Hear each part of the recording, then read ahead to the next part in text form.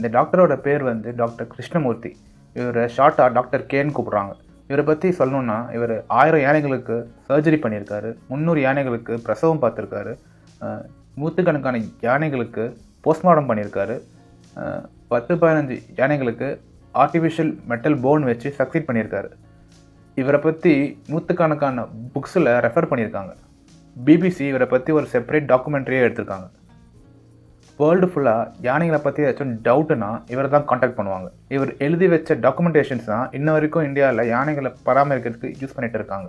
இந்த டாக்குமெண்ட்ரியை பேஸாக வச்சு தான் ரைனோசரஸ்க்கும் மெயின்டெனன்ஸ் ப்ரோட்டோக்கால் ரெடி பண்ணியிருக்காங்க. யானைகளுக்கான நிறைய ஸ்கீம்ஸ் வந்து இவர் கவர்மெண்ட்டுக்கு சஜஸ்ட் பண்ணியிருக்காரு. சச்சஸ் யானைகளை வந்து கோவிலில் வச்சு வளர்க்கக்கூடாது, அதுங்களை வச்சு பிச்சை எடுக்கக்கூடாது. இதெல்லாம் வந்து ரொம்பவே அபத்தமான விஷயம். ஏன்னா யானைங்க வந்து ஒரு காட்டு விலங்குங்க, அது வந்து காட்டில் தான் வாழணும், அதுங்களை வீட்டில் வச்சு வளர்க்கவே முடியாது. ஏன்னா யானைங்க வந்து ஒரு குரூப்பாக வாழ்கிற அனிமல்ஸ், ப்ளஸ் அதுக்கான ஃபுட்டு வந்து கண்டிப்பாக கோவில்லையோ வீட்லேயோ ப்ரொவைட் பண்ண முடியாது. அதனால் அது வந்து டிப்ரெஷன் ஸ்டேட்டுக்கு கூட போகலாம், இல்லை வைல்டாக மாறலாம். எய்தர்வே இது வந்து யானைகளுக்கு ரொம்பவே ஆபத்தான விஷயம். இதை ரெக்கவர் பண்ணுறதுக்கு அட்லீஸ்ட் வருஷத்தில் ஒரு தடவையாச்சும் யானைகளை வந்து ஒரு முகாம் க்ரியேட் பண்ணி அதுங்களை காட்டில் ஃப்ரீயாக உலாவ விட்டால் மேபி அது ஃபிசிக்கலாகவும் மென்டலாகவும் ரிக்கவர் ஆகலாம் அப்படின்னு சொல்கிறாரு.